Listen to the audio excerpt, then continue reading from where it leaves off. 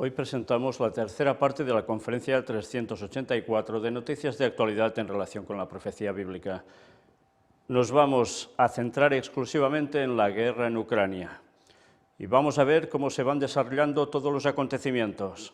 Y una vez más, todo indica que la profecía sigue cumpliéndose delante nuestro y a ver hasta qué punto va a llegar en ese cumplimiento.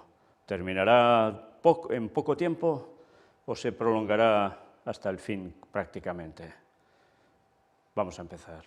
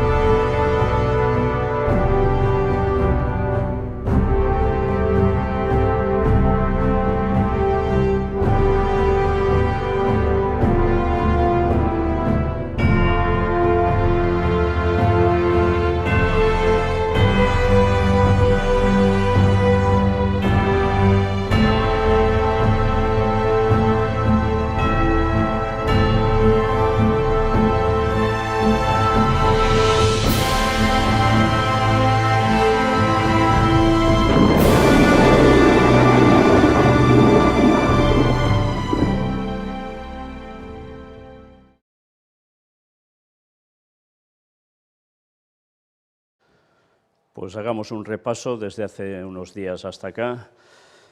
Una vez más, todo centrado en Isaías, Daniel, Apocalipsis y Ezequiel.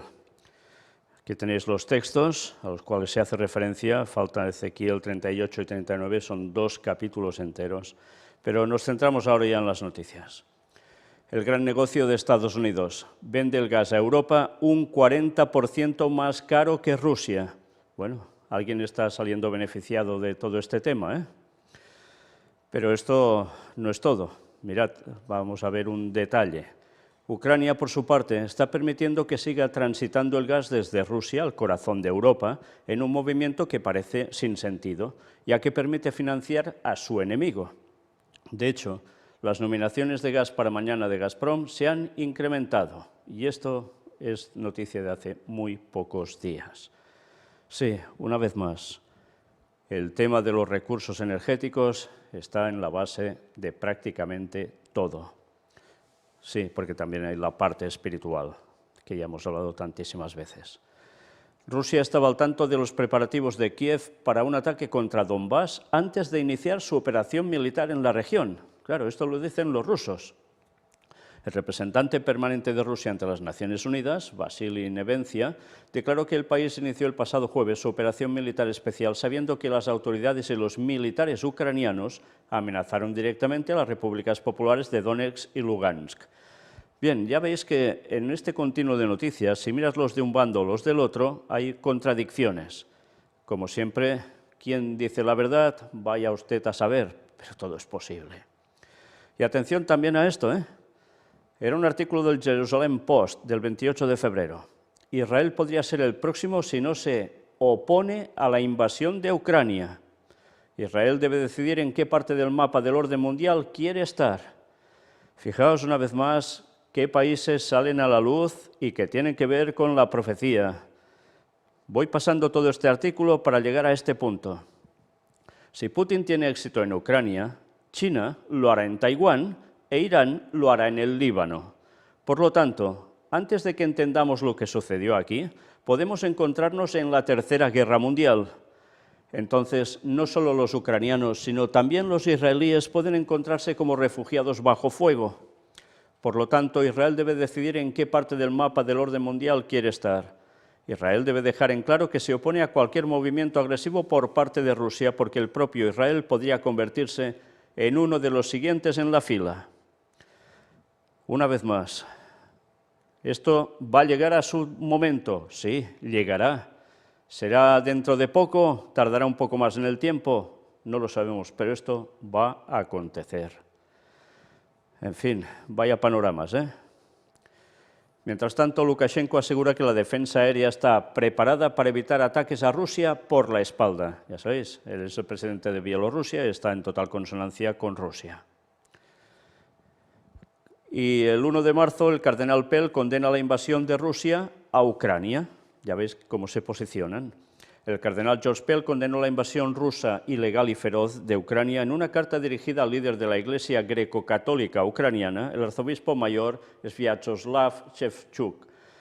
Luego veremos algo sobre esta Iglesia greco-católica ucraniana y otras ortodoxas en Ucrania.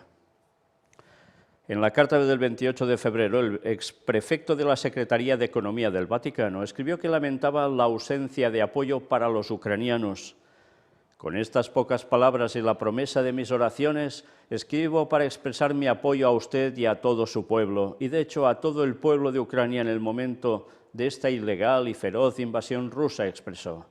Me uno a sus protestas contra esta injusticia y también lamento la falta de apoyo para todos ustedes en su sufrimiento, añadió.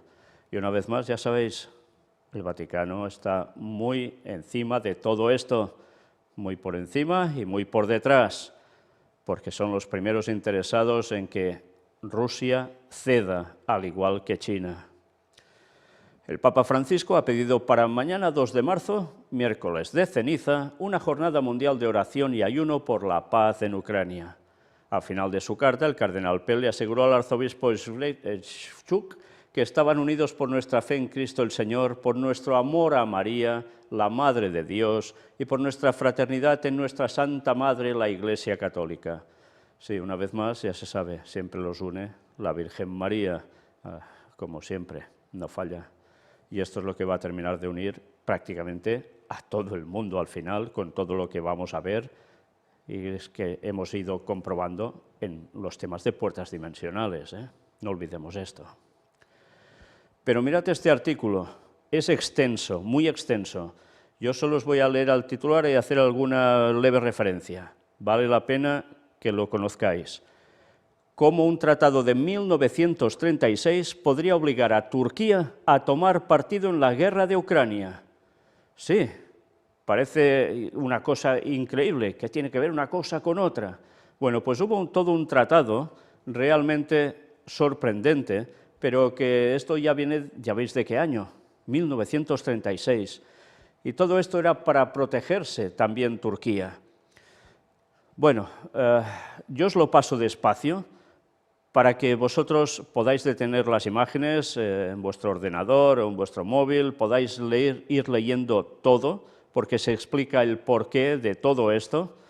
Y nosotros vamos a centrarnos solo en este apartado final. Turquía puede vender esta medida como el mero cumplimiento de una obligación en virtud del derecho internacional, dijo, pero la medida puede ser una indicación de hacia dónde puede inclinarse Turquía si el conflicto se prolonga. Turquía ha decidido alienarse más con sus aliados tradicionales de la OTAN y la Unión Europea y alejarse un poco de Rusia. Ya veis que Turquía siempre está jugando entre dos aguas, entre Rusia y entre Estados Unidos y aliados. Esto tarde o temprano se le va a acabar, ya lo sabéis, ya tratamos el papel de Turquía en la profecía final. Pues mira por dónde este juego de Turquía veremos hasta cuándo le dura, porque realmente ese tratado para evitar circulación de barcos en el Mar Negro, en su zona, realmente le puede llegar a perjudicar y mucho, porque puede verse implicado en esa contienda. Y más si se pone tonta con Rusia, tened esto presente. En fin, tiempo al tiempo porque todo va a llegar, ¿eh? Todo va a llegar. Por eso os decía, mirad este artículo porque se explica todo esto bastante bien, la verdad. Y más situaciones que se están dando en consecuencia de la guerra entre Rusia y Ucrania. Amenaza con recrudecer la crisis de los chips, ya sabéis. Esto es a lo que está moviendo el mercado actualmente de tecnología. El conflicto podría afectar a la escasez que ya vivimos, ya que ambos países tienen un importante papel en el sector. Son grandes generadores de neón, usado para crear los láseres que graban los patrones de los semiconductores. Bueno, si no habían problemas de abastecimiento de chips, ahora aún habrá más. Y era el día 1 de marzo cuando aparece esta noticia, Koch y Ayuso, junto al Papa para una oración por la paz. Y mirad qué dicen. Con la mirada puesta en el 2 de marzo, miércoles de ceniza, jornada de ayuno y oración por la paz, los cardenales Koch y Ayuso se detienen en el significado de este momento de reflexión. Ambos recuerdan la importancia de la plegaria como signo de solidaridad para quien vive una situación trágica. Mientras crecen en todo el mundo las preocupaciones por la guerra en Ucrania, al llamado por la paz iniciado por el Papa la semana pasada, se unen los cardenales Kurt Koch y Miguel Ángel Ayuso Guixot, presidente del Pontificio Consejo para la Promoción de la Unidad de los Cristianos y presidente del Pontificio Consejo para el Diálogo Interreligioso, respectivamente, lo cual ya vemos por dónde va, ¿no? Jesús nos enseñó que a la insensatez diabólica de la violencia se responde con las armas de Dios, con la oración y el ayuno. Había dicho Francisco al término de la audiencia general del 23 de febrero pasado, convocando para el 2 de marzo, miércoles de ceniza, inicio de la Cuaresma, un día dedicado a Ucrania, animando de manera especial a los creyentes a rezar intensamente. Los dos jefes de dicasterio subrayan la importancia de la invitación del Papa y exhortan a todos los católicos y a las personas de otras religiones a permanecer juntos en la oración por la paz. Señores, esto es el ecumenismo de la sangre. Ahora ya no es de los países de Oriente, sino que ahora Oriente Medio, ahora esto es ya para Europa. Koch, la oración pública, un llamado a la conciencia. Para nosotros, católicos, el miércoles de ceniza es un día de oración y ayuno, afirma el cardenal Kurt Koch, evidenciando que el Papa invita a todos, los cristianos de otras iglesias y todos los hombres, a unirse en esta oración por la paz, una manera para ser solidarios y estar unidos, sobre todo porque, observa el purpurado, cuando hay una guerra, los hombres tienen la impresión de ser impotentes y se preguntan qué pueden hacer. Fijaos que es para todos los cristianos, de todas las iglesias y además todos los hombres, toda la humanidad, crean en lo que crean o no crean en nada. En este tiempo es muy importante confiarse a Dios, explica el presidente del Pontificio Consejo para la Promoción de la Unidad de los Cristianos, porque Dios quiere la paz, nunca la guerra. Una oración pública es un llamado a la conciencia de todos aquellos que tienen el poder sobre la guerra y sobre la paz. Una invitación a purificar sus conciencias para que no tengan pensamientos de guerra, sino de paz. Como siempre, por delante una cara y por detrás.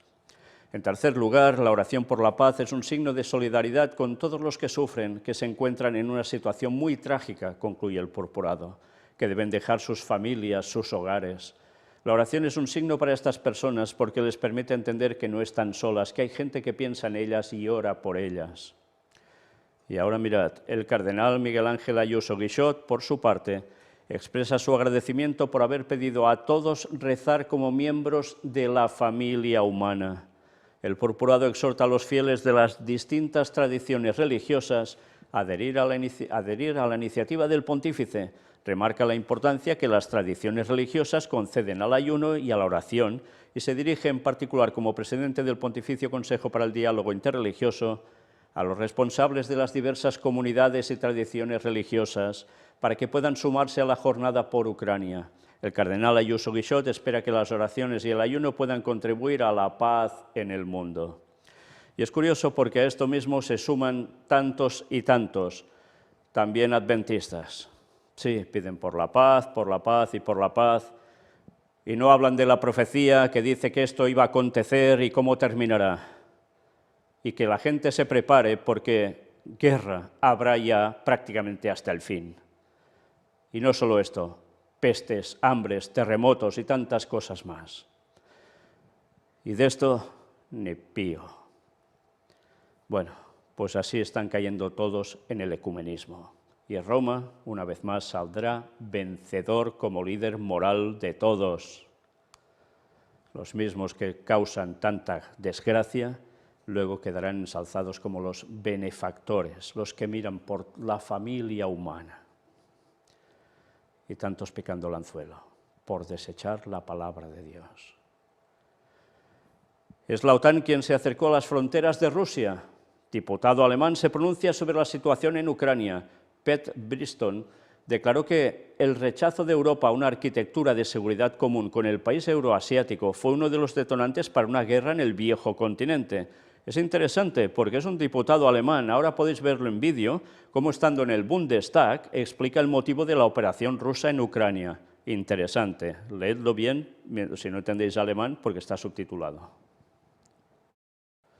A esto se le dice cantar la caña, decir las cosas claras. Sí, la típica hipocresía de los países.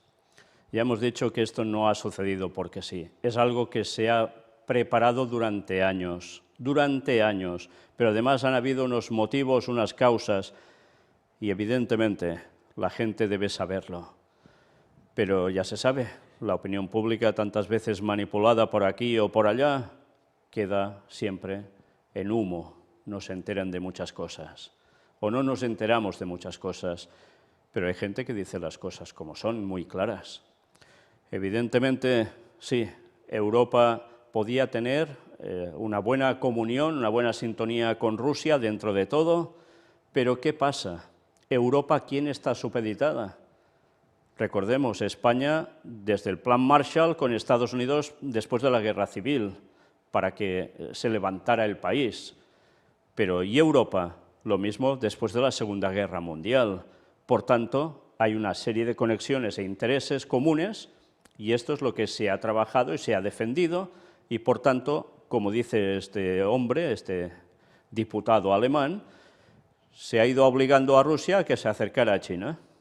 Y ahora pues ya hay unos bloques más que consolidados y que pueden causar, ya veis, lo que está pasando y lo que puede llegar a pasar y que pasará, tarde o temprano.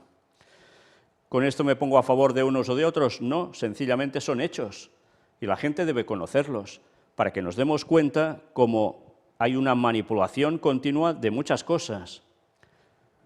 Es cierto que ni unos ni otros son santos aquí, porque las cosas no deberían llegar a esta situación nunca, nunca. Pero ya se sabe, los demonios están trabajando para algo. Satanás está moviendo esto para algo. Y es que detrás de todo esto hay una lucha espiritual que muy poca gente comprende. Esto no va solo de geopolítica y economía, cuestión energética. Esto va de una lucha espiritual que trasciende lo que pasó en el cielo, entre Cristo y Satanás, sus ángeles y los del otro.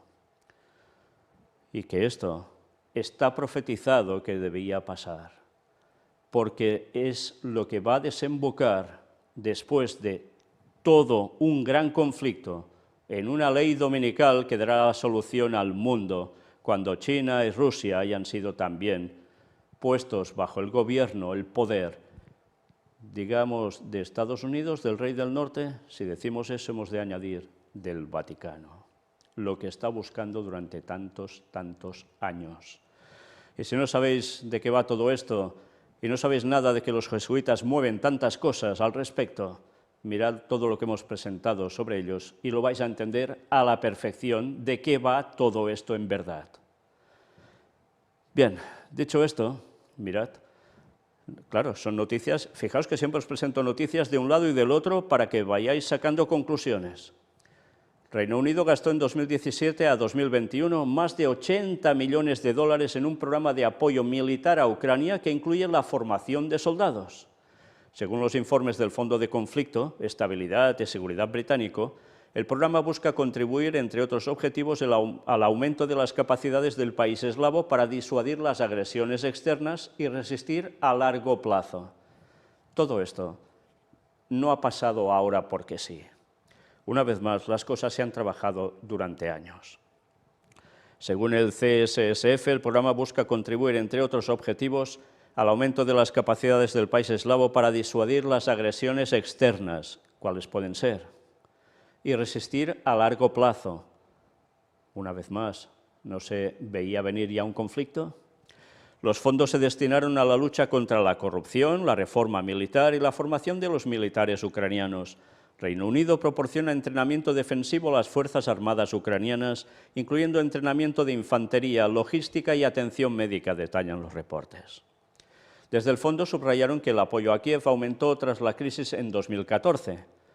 Ucrania sigue siendo una cuestión de seguridad europea y británica de importancia estratégica para la seguridad, la estabilidad y la prosperidad a largo plazo del continente y para los intereses del Reino Unido, agregaron. En febrero, el presidente ruso Vladimir Putin denunció que Estados Unidos y la OTAN comenzaron un desvergonzado desarrollo de los territorios de Ucrania como teatro de potenciales maniobras de guerra. En sus declaraciones, el mandatario criticó que desde Occidente inflan a Ucrania con armamento. Ya veis los argumentos utilizados por unos y por otros, ¿eh? La verdad es que esto se veía venir de hace tiempo, porque se preparaba ese conflicto por grandes intereses que ya os he dicho. Pero esto aún no es el fin. Mientras tanto, reportan que la operadora del gasoducto Nord Stream 2 se declara en quiebra. Sí, el Nord Stream 2, el que tenía que funcionar ya tan inmediatamente, pues como se vetó que pudiese seguir adelante, se acabó a la quiebra. Además, fijaos, Nord Stream 2 AG, propiedad del gigante Gazprom, o sea, de Rusia, construyó el nuevo gasoducto desde Rusia a Alemania. La semana pasada, Estados Unidos introdujo sanciones contra esa compañía por la operación militar rusa en Ucrania. En fin, que ya veis cómo se van cortando alas. Y atención también a esto, porque vimos una amenaza de Putin y ahora mira qué sucede. Noticia de este 2 de marzo. El jefe del NORAD de Estados Unidos afirma que China va 10 veces por delante en el desarrollo de armas hipersónicas.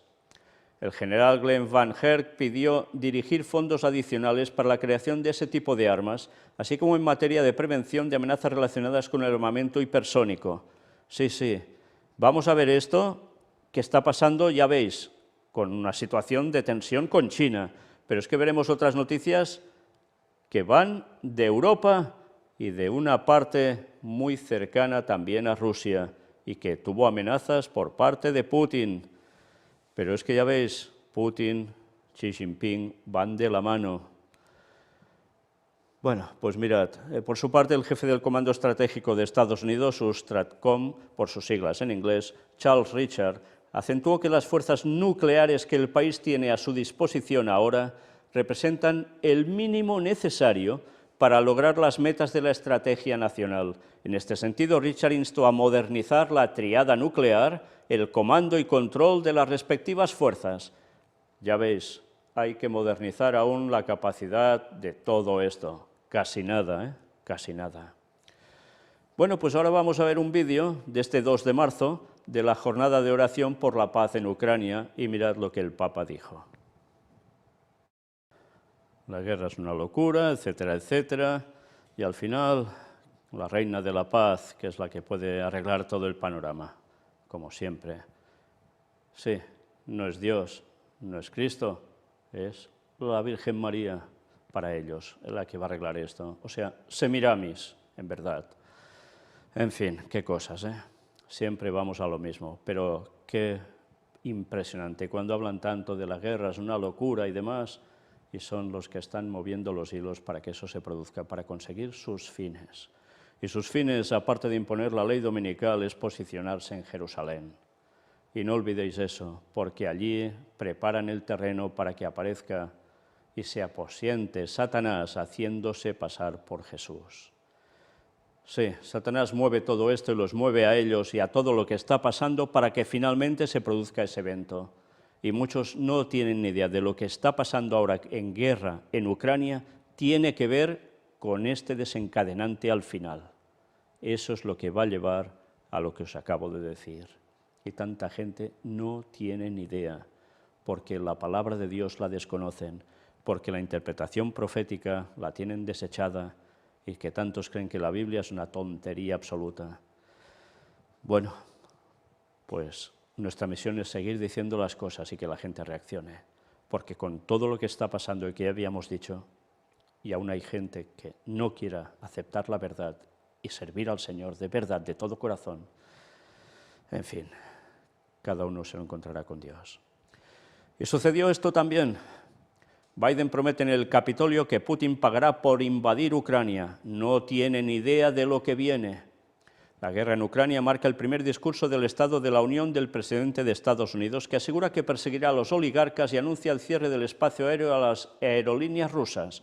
Vamos a ver varias noticias que tienen que ver con lo mismo, que nos dan detalles distintos y que vale la pena conocer. Esto fue noticia para el 2 de marzo. En una intervención feroz, Biden ha advertido de que perseguirá a los oligarcas rusos. Vamos a por vosotros, cogeremos vuestros yates, vuestros jets privados, vuestros apartamentos de lujo, ha señalado desafiante. También ha anunciado el cierre del espacio aéreo del país a todas las aerolíneas rusas, en sintonía con lo decidido por los aliados, una acción que estrangulará aún más la economía rusa. El presidente de Estados Unidos ha dejado en este punto un recado para Putin: no tiene ni idea de lo que viene. Bueno, yo creo que el mundo no tiene ni idea de lo que viene en general, no solo Putin, porque la que se prepara ni nos lo imaginamos. Pero alguien ya escribió sobre esto, ¿eh? Alguien ya escribió sobre esto hace muchísimos años atrás. Ya lo veremos. Fijaos una vez más, algo interesante. ¿Quiénes son estos oligarcas rusos? ¿Sabéis que son prácticamente todos de origen judío? Que son los que tienen toda la fortuna prácticamente en sus manos. Bueno, ayer salía precisamente la persona que salvó a la compañía Dia, de una red de supermercados, de la ruina absoluta, y dijo que él, que es uno de estos poderosos rusos, que sí, que ellos tienen dinero, tienen lo que sea, pero que ellos no tienen el poder para hacer que las cosas cambien desde el Kremlin o desde Putin. En fin, pero ya se ven también en la cuerda floja. Muchos ya han sido prácticamente borrados del poder de riqueza. Desde estos días hasta ahora, realmente han perdido cantidades impresionantes de dinero. Sí, ya se empieza a notar todo esto.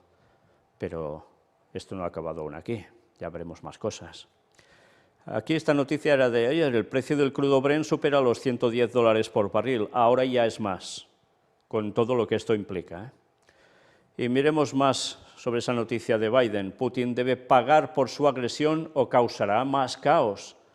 Vamos a ver qué llegó a decir. Vladimir Putin debe pagar por su agresión en Ucrania o de lo contrario causará más caos en el mundo, advertirá este martes el mandatario estadounidense Joe Biden durante su esperado discurso sobre el Estado de la Unión, adelantaron esto fuentes oficiales. O sea, aquí vemos parte de su discurso antes de que se produjera en el Capitolio.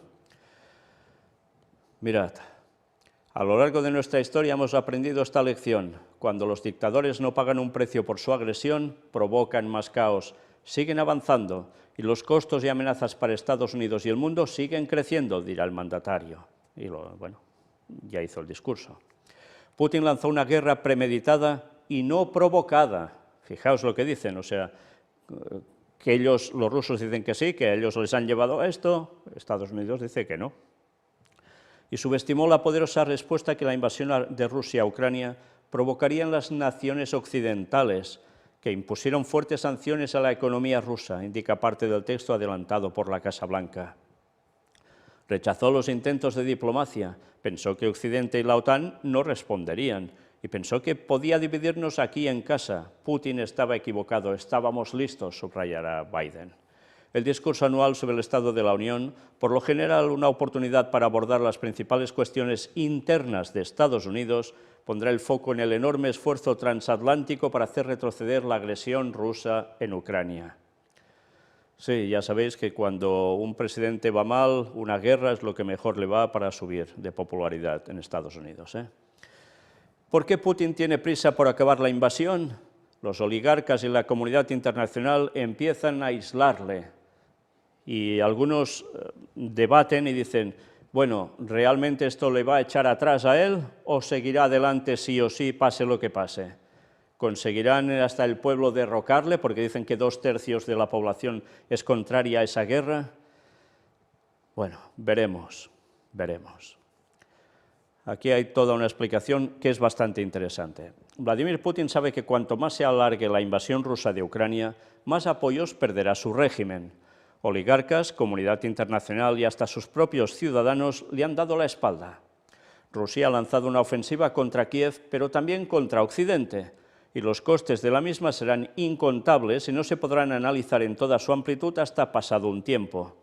Pero hay otra cuestión a resolver. ¿Qué puede perder Vladimir Putin tras lanzar el ataque contra la soberanía ucraniana?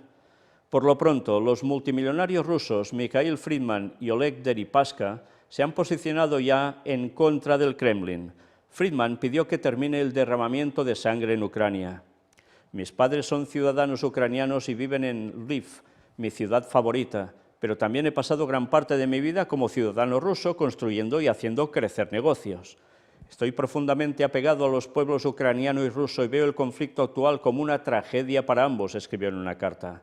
Deripaska, por su parte, quiere que se intensifiquen las negociaciones y ve urgente acabar con el capitalismo de Estado que representa Putin.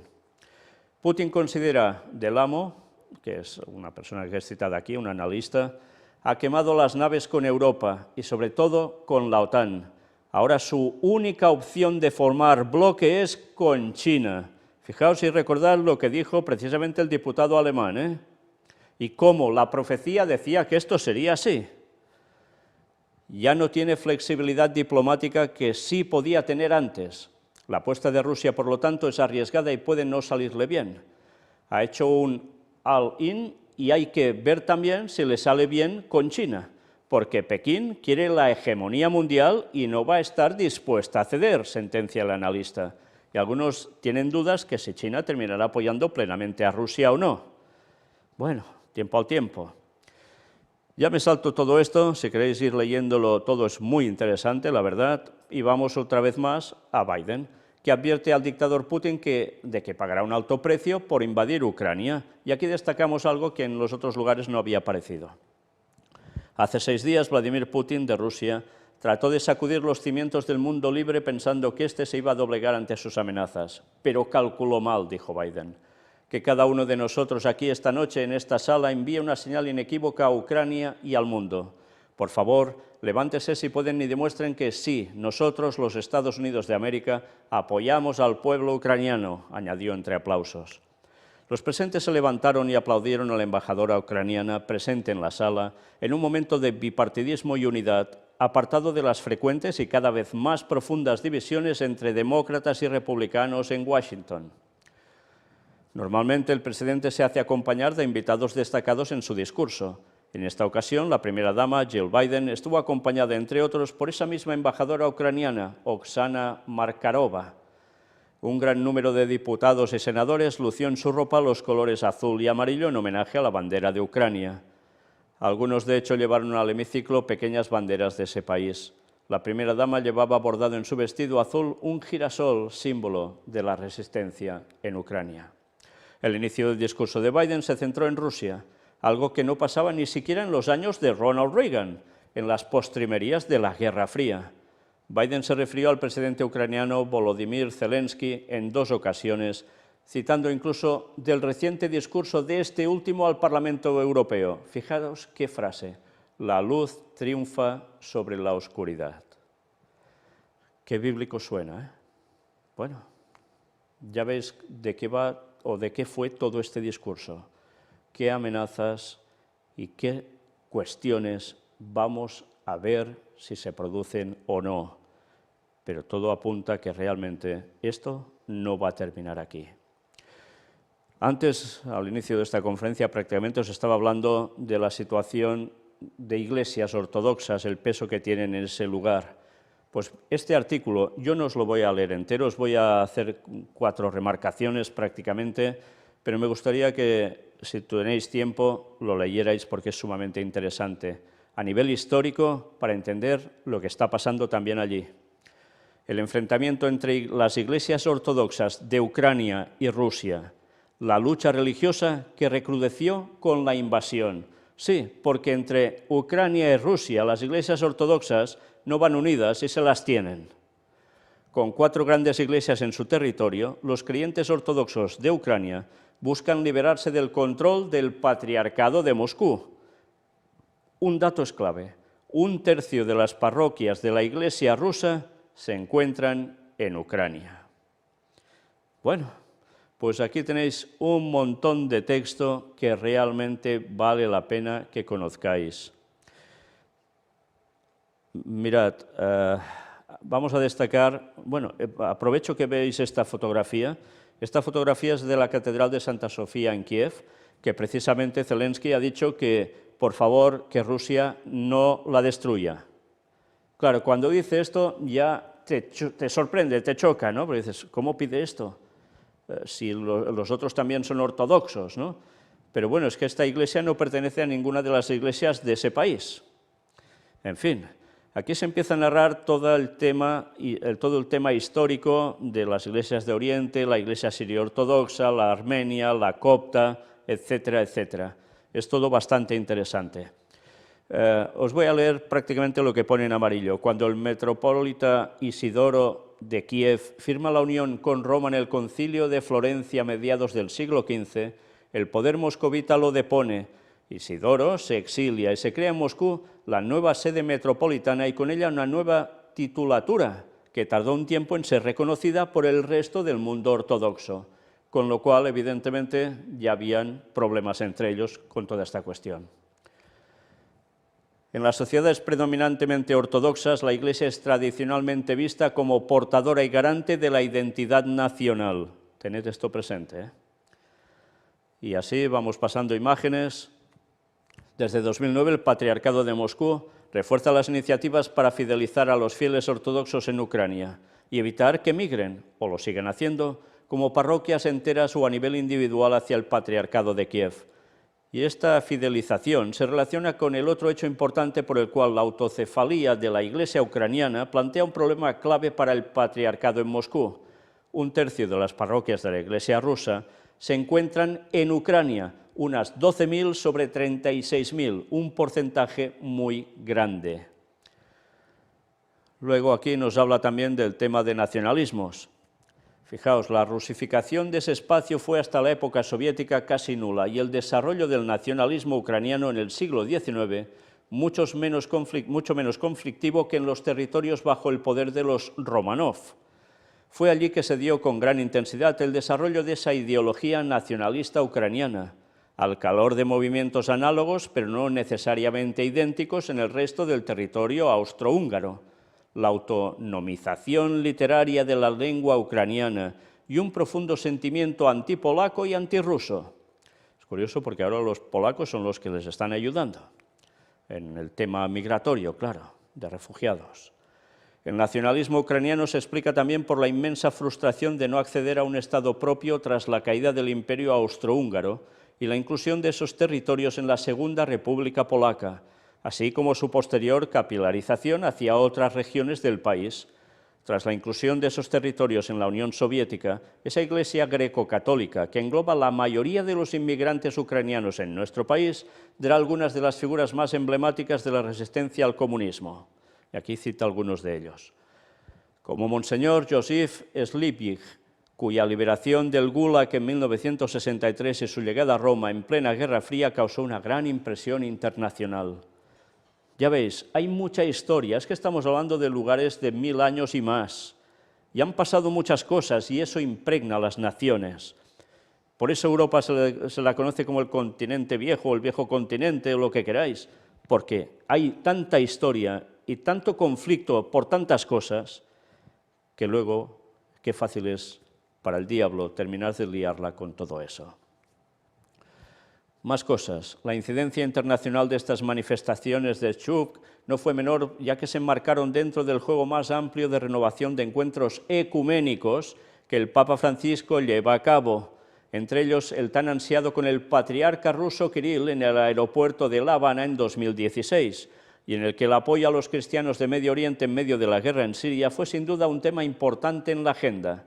Al patriarca Kirill le trajo no pocos problemas en el interior de su iglesia, que manifestó rápidamente su oposición a dicho encuentro en medio del enfrentamiento ucraniano-ruso. ¿Os dais cuenta de qué va todo esto también en verdad? Sí, el Vaticano quiere ganarse a Rusia, y para eso, ¿qué necesitaba hacer? Ganarse la Iglesia Ortodoxa rusa. A Kirill ya lo tenía, pero Kirill, que hizo ese encuentro ecuménico con el Papa, resulta que se le regiran los de su propia Iglesia y rechazan todo eso con Roma. Y mira por dónde, patam, estalla una guerra entre Rusia y Ucrania. Sí, ya venía de 2014 algo, sí, pero ahora como nunca. ¿Por qué? ¿Qué dice el Papa siempre? Su deseo es pisar territorio ruso y no ha podido aún, al igual que con China. Ah, cómo cambian las cosas cuando sabes cómo se mueve el Vaticano, ¿verdad? Y la gente solo cree que esto es por cuestión de territorios, de poder, claro que sí, y de energía, claro que sí, pero es que ellos también tienen parte del bacalao en todo esto. Y encima, ya sabéis con qué apoyo cuentan para hacer lo que haga falta para ir supeditando a todo el mundo, Estados Unidos y sus aliados.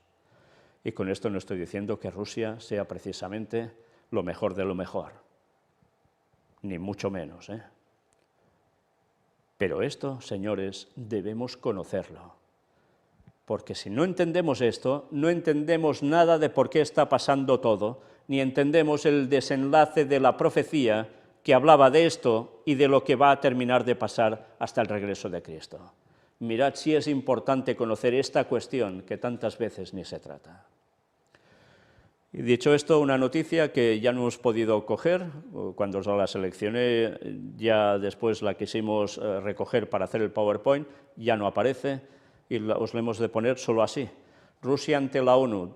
Occidente obligó con amenazas a varios, y fijaos qué nos dice, Occidente mediante amenazas obligó a una gran cantidad de países a votar a favor del proyecto de resolución de la Asamblea General de la ONU, precisamente para ir contra Rusia por ese ataque. Esto es lo que decía RT, evidentemente no lo muestran otros medios. ¿Ha sido cierto o no ha sido cierto? Bueno, sabiendo cómo funciona todo, no era de extrañar, ¿eh? Pero aún veremos más cosas. Submarinos nucleares rusos inician maniobras, y son nucleares, ¿eh? Son nucleares, estos no van a pedales, ¿eh? Estos tienen un buen armamento, y ya veis de qué tipo.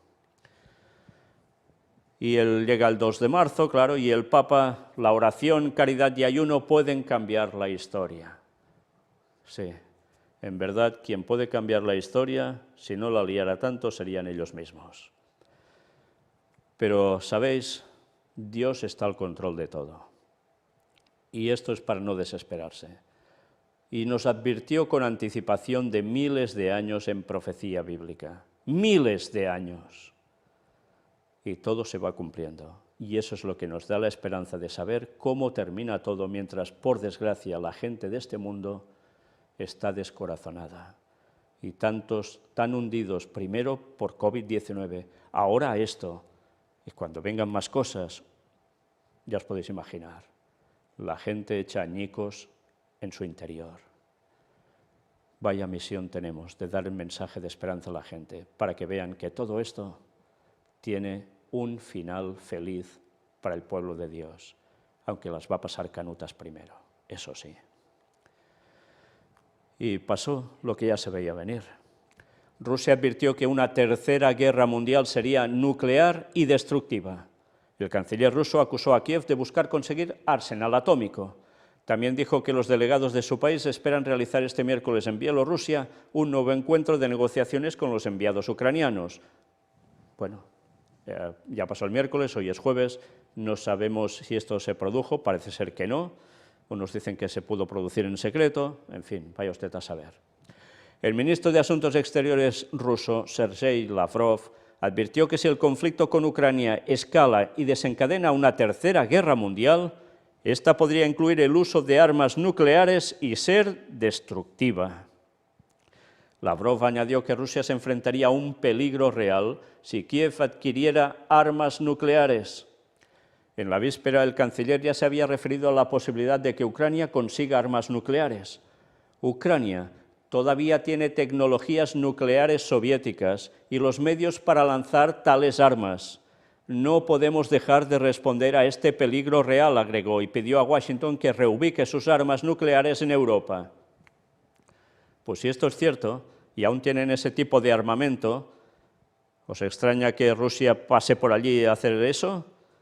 Bueno, porque también se ven amenazados. Bueno, ¿será verdad? ¿No será verdad?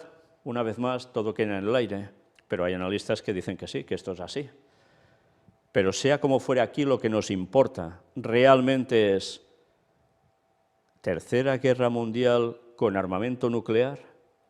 Fijaos que es toda una amenaza, ¿eh? Toda una amenaza.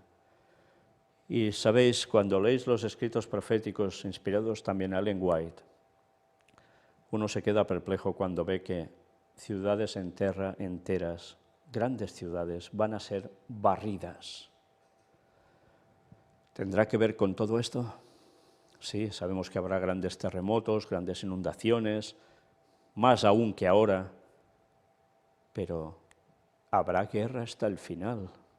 Recordad esto, ¿eh?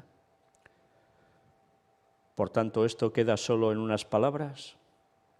Tened claro que la población mundial va a quedar diezmada. Sí, va a quedar diezmada. No solo en Europa, en otros continentes también.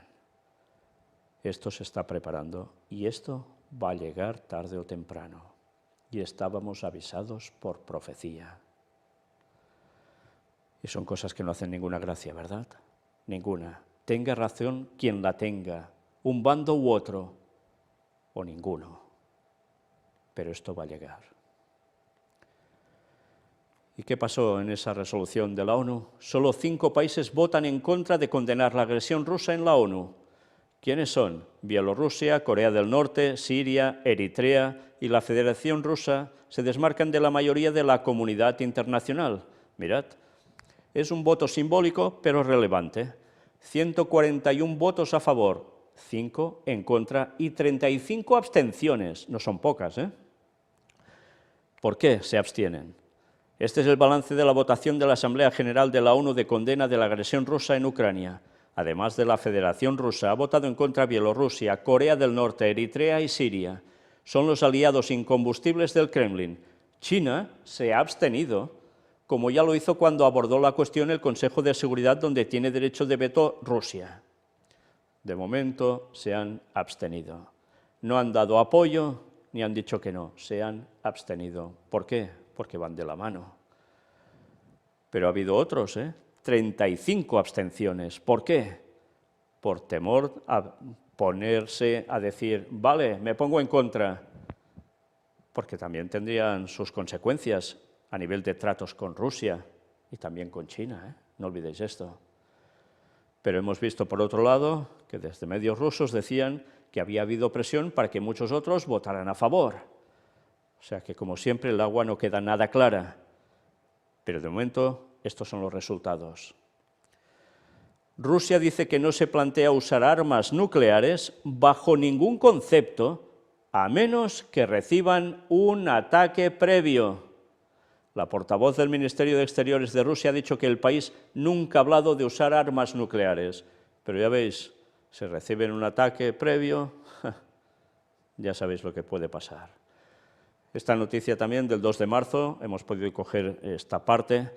Emmanuel Macron ha declarado que el crecimiento económico de Francia se verá inevitablemente afectado por lo que ocurre en Ucrania y encargó al primer ministro de la elaboración de un plan de resiliencia, o sea, de aguantar, económica y social.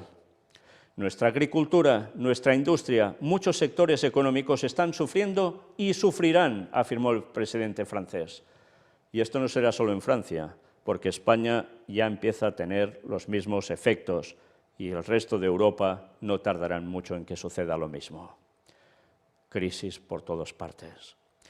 Y también Macron denuncia las mentiras de Putin y su espíritu de revancha. No estamos en guerra con Rusia, insiste el presidente francés, que reitera la solidaridad con Ucrania y alerta que vienen días más duros. Casi nada, ¿eh? Pero mira por dónde. Antes os hablaba de esto y aquí lo tenéis. 4 cazas rusos violan el espacio aéreo sueco en Escandinavia. La intromisión fue de corta duración y tuvo lugar al este de Gotland, sobre el mar. Sí, había habido amenazas de Rusia sobre la parte de Escandinavia, pues ya veis qué cosas empiezan a pasar. Y esto está en el extremo opuesto de Europa. Ucrania al este, esto totalmente al oeste.